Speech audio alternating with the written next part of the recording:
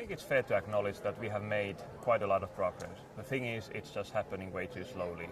I think in 2012, in COP18, we are basically in a place where we should have been, say, 5 or 8 years ago. So we are clearly running against the clock, and I'm getting a bit worried. I'm also getting a bit impatient.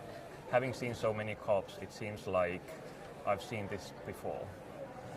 So where do we go from here? What is that sense of urgency? You say you're getting impatient. Do you get the sense, talking to other people here, that enough key people are also getting impatient? This is what we need, really. We need impatience. We need urgency. Is your feeling shared?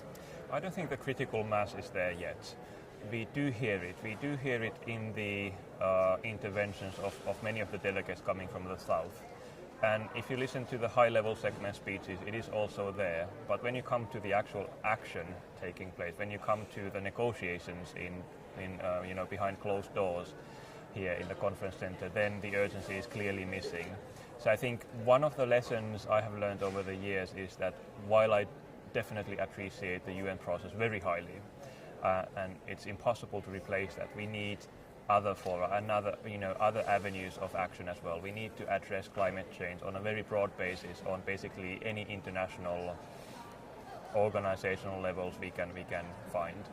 I mean, the European Union has kind of put themselves out there as leaders in the process to some degree, in the absence of other major developed countries like the US, China, Russia perhaps. Yet they have their own internal difficulties, especially with regards to hot air and Poland. Does the EU need to sort that out? Fundamentally, sort those basic problems out before it continues to take that lead, or are they all we've got? Are they the only leaders we've got in the global process?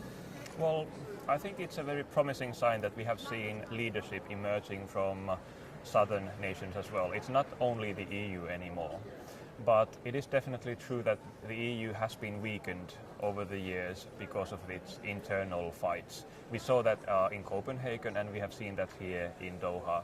And I think one development we need to see happening in the coming years is that the EU as well can make decisions about its international climate policy positions without unanimity.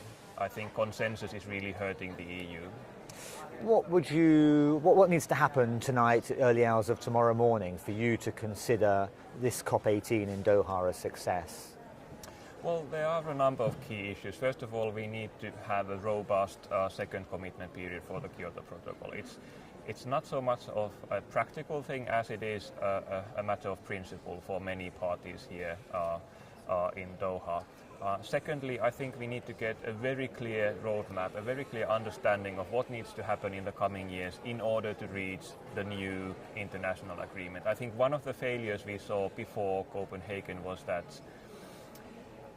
we did not have enough stepping stones. We did not have clear enough a roadmap for reaching the new international agreement, and that kind of made it all the more difficult to reach the agreement at Copenhagen itself. So we need to learn from that lesson, and we need to do our homework better. Okay, that's great. Thank you very much.